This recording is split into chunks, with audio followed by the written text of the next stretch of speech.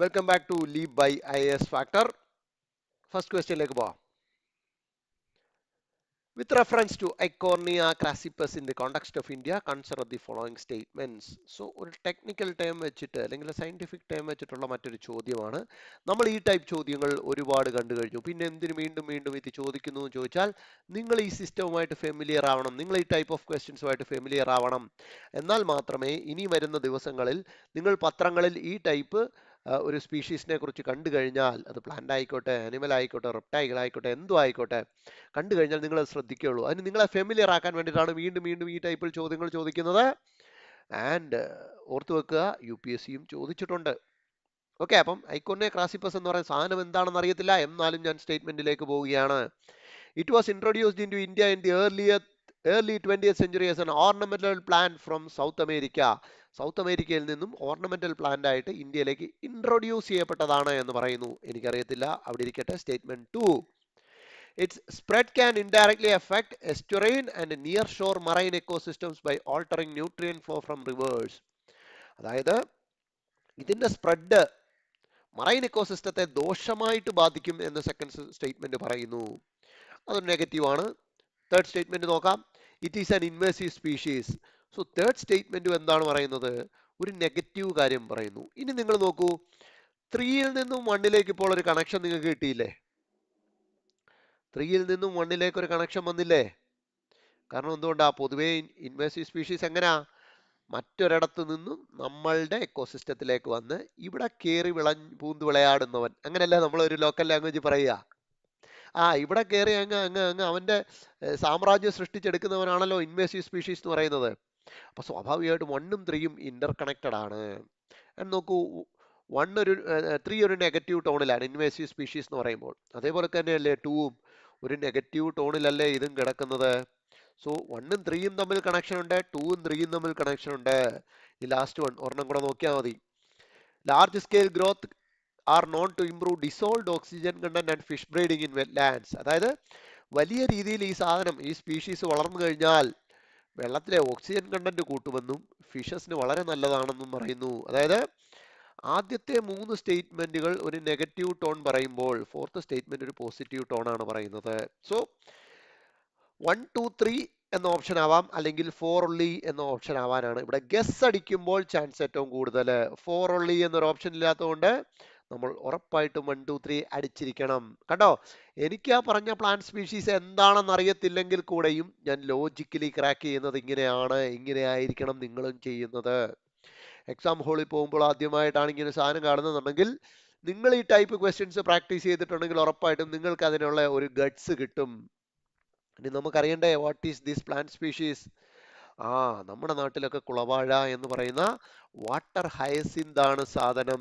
നിങ്ങൾ കുട്ടനാട് ഏരിയയിലോട്ടൊക്കെ പോയി നോക്കിയാൽ നിങ്ങൾക്ക് കാണാം ബാക്ക് വാട്ടേഴ്സ് നിറയെ ഈ പോള അല്ലെങ്കിൽ കുളവാഴ എന്ന് പറയുന്ന സാധനം കിടക്കുന്നത്. മഴക്കാലമൊക്കെ ആകുമ്പോൾ അതിങ്ങനെ പൂത്തിട്ടൊരു വയലറ്റ് ഫ്ലവർ വരും, കാണാൻ മനോഹരമാണ്. But it affects the aquatic ecosystem in a detrimental manner. മനസ്സിലായോ? അത് മോശമായ രീതിയിലാണത് അക്വാട്ടിക് ഇക്കോസിസ്റ്റത്തെ അഫക്ട് ചെയ്യുക.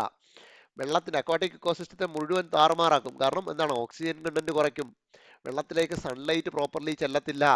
അത് കാരണം എന്ത് പറ്റും? താഴെയുള്ള ഫിഷസും ബാക്കി അക്വാട്ടിക് ഓർഗാനിസംസും ഒക്കെ മരിച്ചു പോകാൻ സാധ്യതയുണ്ട്.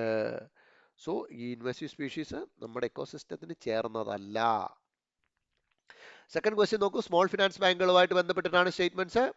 ഫസ്റ്റ് വൺ, സ്മോൾ ഫിനാൻസ് ബാങ്കിലേക്ക് പോകുന്നതിന് മുമ്പ് ഞാൻ ചോദിക്കാം, നിങ്ങളൊരു സ്മോൾ ഫിനാൻസ് ബാങ്ക് കണ്ടിട്ടുണ്ടോ? ഉണ്ടെങ്കിൽ ആ ഇമേജ് നിങ്ങളുടെ മനസ്സിലേക്ക് കൊണ്ടുവരണം. ഇപ്പം നമ്മുടെ നാട്ടിലേക്ക് പറയുകയാണെങ്കിൽ എളുപ്പം കേരളത്തിലെ പറയാൻ പറ്റുന്ന ഒരു സ്മോൾ ഫിനാൻസ് ബാങ്കാണ് ഇസാഫ് എന്ന് പറയുന്നത്. മനസ്സിലായല്ലോ? എപ്പോഴും നമ്മുടെ മനസ്സിലേക്ക് ഒരു സാധനം പേര് പറഞ്ഞു കഴിഞ്ഞാൽ അതിൻ്റെ ഇമേജ് നമ്മുടെ മനസ്സിലേക്ക് വന്നാൽ നമ്മളെ കൂടുതൽ അത് ഓപ്ഷനിൽ എലിമിനേറ്റ് ചെയ്യാൻ സഹായിക്കും. ഓക്കെ, സ്മോൾ ഫിനാൻസ് ബാങ്ക് ഇപ്പം നിങ്ങളുടെ മനസ്സിലുണ്ട്. നിങ്ങൾ എന്തായാലും ഇസാഫ് എന്ന് പറയുന്ന ബാങ്കിന്റെ ഒരു ബ്രാഞ്ചെങ്കിലും കണ്ടു കാണാനുള്ള സാധ്യതയുണ്ട്. ഓക്കെ, ഇനി സ്റ്റേറ്റ്മെന്റ്സിലേക്ക് പോവാം. Like payment banks, small finance banks are not permitted to issue credit cards or provide loans. അതായത് പേയ്മെന്റ് ബാങ്കുകളെ പോലൊക്കെ തന്നെ സ്മോൾ ഫിനാൻസ് ബാങ്കുകൾക്കും എന്താണ്, ലോൺ കൊടുക്കാനോ ക്രെഡിറ്റ് കാർഡ് ഇഷ്യൂ ചെയ്യാനോ പറ്റില്ല എന്ന് ഫസ്റ്റ് സ്റ്റേറ്റ്മെന്റ് പറയുന്നു. പേയ്മെന്റ് ബാങ്ക് എന്ന് പറയുമ്പോൾ നമ്മുടെ മനസ്സിലേക്ക് ഓടിയെത്തണം എന്ത്? നമ്മുടെ മൊബൈലിനുള്ളിലുള്ള Paytm payment bank, Airtel payments bank, ഇങ്ങനത്തെ ബാങ്കുകളാണ് നമ്മുടെ മനസ്സിലേക്ക് ഓടി വരുന്നത് അല്ലേ? അപ്പൊ നോക്കൂ, മൊബൈലിനുള്ളിൽ ഇരിക്കുന്ന ഒരു ബാങ്കും എന്നാൽ നമ്മുടെ ചുറ്റുവട്ടത്തുള്ള എവിടെയെങ്കിലും ഒരു സ്ഥലത്ത് ബ്രാഞ്ച് ഉള്ള ഒരു ബാങ്കും രണ്ടും രണ്ടാണ് എന്ന് നമുക്ക് ഇമേജിൽ തന്നെ മനസ്സിൽ വരുന്നുണ്ട് അല്ലേ? സ്വാഭാവികമായിട്ടും നമ്മുടെ തൊട്ടടുത്തുള്ള ഒരു സ്മോൾ ഫിനാൻസ് ബാങ്കിന്റെ ബ്രാഞ്ചിലേക്ക് നോക്കിക്കഴിയുമ്പോൾ എന്താണ്, ആളുകൾ സാധാരണ ബാങ്കിലേക്ക് പോകുന്ന പോലെയൊക്കെ പോകുന്നു, കാര്യങ്ങൾ നടത്തുന്നു, തിരിച്ചു വരുന്നു. സ്വാഭാവികമായിട്ട് എന്താണ്, അവിടെ എന്തൊക്കെ പറഞ്ഞാലും ലോൺ കൊടുക്കാനുള്ള സാധ്യതയുണ്ട് അല്ലേ? ലോൺ കൊടുക്കാനുള്ള സാധ്യതയുണ്ട്. ഇവിടെ പറയുന്നു not permitted to issue credit cards or provide loan. സ്വാഭാവികമായിട്ട് എന്തായിരിക്കും, തെറ്റാവണ്ടേ? സ്മോൾ ഫിനാൻസ് ബാങ്കിൽ എന്താവണം, നമ്മുടെ നാട്ടിലെ സാധാരണ ബാങ്ക് പോലെയൊക്കെ വർക്ക് ചെയ്യുന്നതാണ് നമ്മൾ കാണുന്നത്. എന്താണ് അവിടെ ഇമ്പോർട്ടൻസ്? ഒബ്സർവേഷൻ. ഞാൻ എൻ്റെ ചുറ്റുപാടുമുള്ള അങ്ങനത്തെ ഒരു ബാങ്ക് കാണുമ്പോൾ അതിനെ ഒബ്സർവ് ചെയ്യുന്നത് കൊണ്ടാണ് എനിക്കിത് പറ്റുന്നത്. നിങ്ങളും ഒബ്സർവ് ചെയ്യണം. അപ്പോൾ 1 എലിമിനേറ്റ് ആയി. ഓക്കെ, 1 എലിമിനേറ്റ് ആകുമ്പോൾ എന്താണ്, എയും ബിയും എന്നല്ല, എയും ബിയും എലിമിനേറ്റ് ആവുന്നുണ്ട്. ഇനിയും 2 4ഉം 2 3 4ഉമേ ഉള്ളൂ. അതായത് 2 4ഉം റൈറ്റ് ആണ് എന്ന് ഓൾറെഡി ഇവിടെ പറഞ്ഞു കഴിഞ്ഞു. 3 മാത്രമേ നമുക്ക് നോക്കേണ്ടതായിട്ടുള്ളൂ. Regional rural banks and local area banks can apply to be converted into small finance banks subject to eligibility conditions. RRBകൾക്കും ലോക്കൽ ഏരിയ ബാങ്കുകൾക്കും കണ്ടീഷൻ സാറ്റിസ്ഫൈ ചെയ്ത് കഴിഞ്ഞാൽ സ്മോൾ ഫിനാൻസ് ബാങ്കായിട്ട് കൺവേർട്ട് ചെയ്യപ്പെടാം എന്നാണ് പറയുന്നത്. ഇതെന്താണ്, ഇത് നമുക്ക് കണ്ടന്റ് അറിഞ്ഞാൽ മാത്രമേ ചെയ്യാൻ ഒക്കൂ. പക്ഷേ ഞാൻ പലതവണ പറഞ്ഞിട്ടുണ്ട്, 50-50 എത്തിക്കഴിഞ്ഞാൽ നിങ്ങൾ ഏതെങ്കിലും ഒരെണ്ണം അടിച്ചിരിക്കണം. അവിടെയാണ് നമ്മുടെ മിടുക്കുള്ളത്. സോ ധൈര്യമായിട്ട് ഒരെണ്ണം അടിക്കുക. തെറ്റാം ശരിയാവാം, പക്ഷെ അടിച്ചിരിക്കണം 50-50. ആൻഡ് ഇവിടുത്തെ ഞാൻ ആൻസർ പറയാമല്ലോ, 3 ഈസ് ഓൾസോ റൈറ്റ്. 2ഉം 3ഉം 4ഉം റൈറ്റ് ആണ്. അതായത് സെക്കൻഡ് സ്റ്റേറ്റ്മെന്റ് നോക്കിയേ, പേയ്മെന്റ് ബാങ്കുകളെക്കാട്ടിലും പെയ്ഡ് അപ്പ് ഇക്വിറ്റി ക്യാപിറ്റൽ, അതായത് ക്യാപിറ്റൽ മൂലധനം സ്മോൾ ഫിനാൻസ് ബാങ്കിന് കൂടുതലായിരിക്കണം. സ്വാഭാവികം, കാരണം പേയ്മെന്റ്സ് ബാങ്ക് മൊബൈലിൽ ഒതുക്കി നിൽക്കുന്ന ഒരു ബാങ്ക് ആണെങ്കിൽ മറ്റേത് അങ്ങനെയല്ല. ഓക്കെ, ആൻഡ് ഫോർത്ത് വൺ നോക്കൂ, അതായത് അവരുടെ 50% of the loan portfolio small finance ബാങ്കുകൾ എന്ത് കൊടുക്കണം, അഡ്വാൻസസ് അപ് ടു 25 lakh 25 ലക്ഷം വരെയുള്ള ലോണുകളായിട്ട് കൊടുക്കണം. ഓക്കെ, ഇവിടെ നോക്കൂ, നിങ്ങൾക്ക് സ്മോൾ ഫിനാൻസ് ബാങ്കുകളും പേയ്മെന്റ്സ് ബാങ്കുകളും തമ്മിലുള്ള പ്രധാന വ്യത്യാസങ്ങളെല്ലാം ലിസ്റ്റ് ഔട്ട് ചെയ്തിട്ടുണ്ട്. ഞാൻ എടുത്തു പറയുന്നില്ല, കാരണം ക്ലാസ്സിൽ നമ്മൾ പഠിപ്പിക്കുന്ന കാര്യങ്ങളാണല്ലോ അതൊക്കെ. പ്രധാനമായിട്ടും നിങ്ങൾ ശ്രദ്ധിക്കേണ്ടത്, പേയ്മെന്റ്സ് ബാങ്കുകൾക്ക് ലോൺ കൊടുക്കാനോ ക്രെഡിറ്റ് കാർഡ് ഇഷ്യൂ ചെയ്യാനോ പറ്റില്ല. പേയ്മെന്റ് ബാങ്കുകൾക്ക്, സ്മോൾ ഫിനാൻസ് ബാങ്കുകൾക്ക് എല്ലാം പറ്റും. നോക്കൂ, which of these Chinese travelers visited India in the 7th century? 7ാം നൂറ്റാണ്ടിൽ ഇന്ത്യ വിസിറ്റ് ചെയ്തത് ഇവരിൽ ആരൊക്കെ എന്നാണ് ചോദ്യം. 7ാം നൂറ്റാണ്ട് ഒരു വിഷയം തന്നെയാണല്ലേ.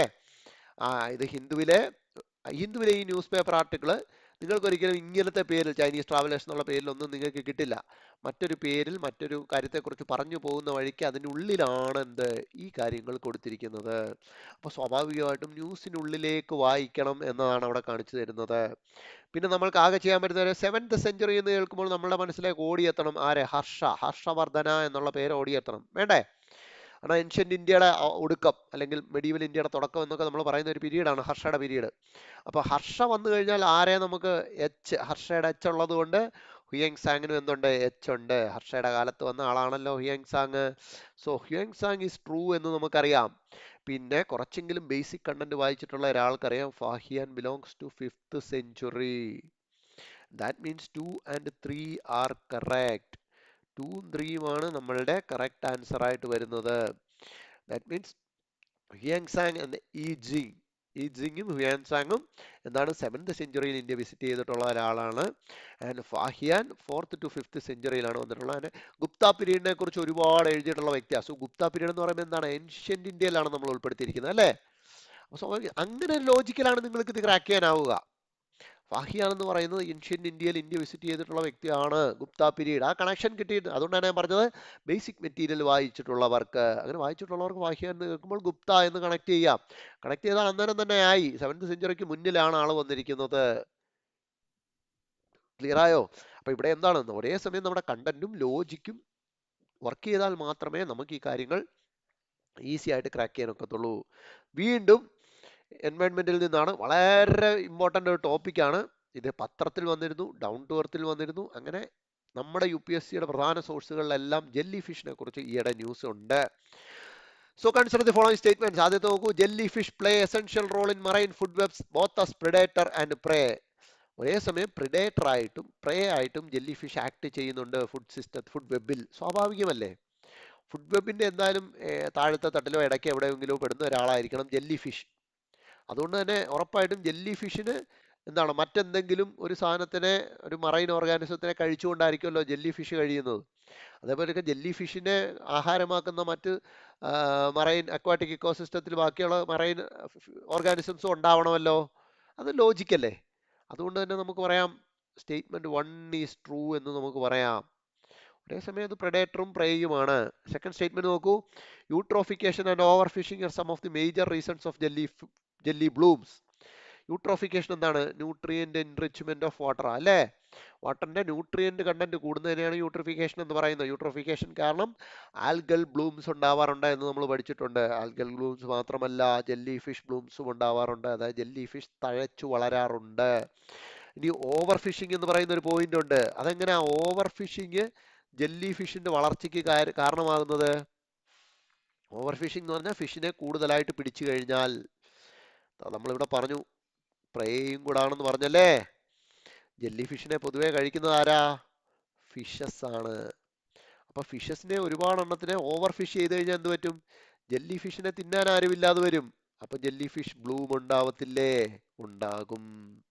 So 1 and 2 are correct. Third one നോക്കൂ.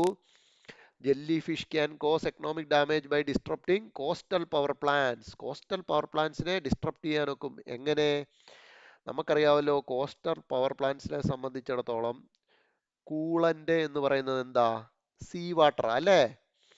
സീ വാട്ടർ ആണ് അതിന്റെ കൂളന്റ് എന്ന് പറയുന്നത്. അതായത് കടലിൽ നിന്നും നേരിട്ട് വെള്ളം എടുത്ത് കൂൾ ചെയ്യുകയാണ് ചെയ്യുക. ഇതിനകത്ത് ഇതിന്റെ ഈ അതിലേക്ക് പോകുന്ന പൈപ്പുകളിലൊക്കെ ജെല്ലി ഫിഷ് കയറിയിരുന്നത് എന്ത് പറ്റും? ഇത് ബ്ലോക്ക് ആവില്ലേ? അപ്പം കൂളന്റ് അങ്ങോട്ട് അകത്തോട്ട് ചെല്ലുമോ? കൂളന്റ് അകത്തേക്ക് ചെല്ലത്തില്ല. കൂളന്റ് അകത്തേക്ക് ചെന്നില്ലെങ്കിൽ തെർമൽ പവർ പ്ലാന്റ് വർക്ക് ചെയ്യിപ്പിക്കാൻ ഒക്കുമോ? തീർച്ചയായിട്ടും ഇല്ല. തെർമൽ അല്ല, ഈ പറയുന്ന ന്യൂക്ലിയർ ആയാൽ കൂടെയും എന്തായാലും കൂളന്റ് ഉണ്ടായാൽ മാത്രമേ ഇതിനെ നമുക്ക് തണുപ്പിക്കാനൊക്കത്തുള്ളൂ. അപ്പോൾ കോസ്റ്റലിലുള്ള പവർ പ്ലാന്റ്സിന് ജെല്ലി ഫിഷ് ബ്ലൂം വലിയൊരു തലവേദന സൃഷ്ടിക്കും. So that means 1, 2 and 3 are right answers. 1ഉം 2ഉം 3ഉം എന്താണ്? റൈറ്റ് ആൻസേഴ്സ് ആണ്. ദാ ഇവിടെ നോക്കൂ, ജെല്ലി ഫിഷ് ബ്ലൂം ഉണ്ടാകാനുള്ള പ്രധാന കാരണങ്ങളൊക്കെ കൊടുത്തിട്ടുണ്ട്. ഒന്ന്, സീ സർഫസ് ടെമ്പറേച്ചർ കൂടുക. അങ്ങനെ കൂടിക്കഴിഞ്ഞാൽ അതിന് റീപ്രൊഡ്യൂസ് ചെയ്യാൻ പെട്ടെന്ന് പറ്റും. യൂട്രോഫിക്കേഷൻ പറ്റും. ഹൈപ്പോക്സിയ ടോളറേറ്റ് ചെയ്യാൻ നോക്കും. ഹൈപ്പോക്സിയ എന്ന് പറഞ്ഞാൽ വാട്ടറിലെ ഡെഡ് സോൺ ആണ്. ആ ഡെഡ് സോണിൽ ഫിഷിനേക്കാളും മികച്ചതായിട്ട് ടോളറേറ്റ് ചെയ്യാൻ പറ്റുക എപ്പോഴും ജെല്ലി ഫിഷിനാണ്. അതുകൊണ്ട് അത് അവിടെ തഴച്ചു വളരും.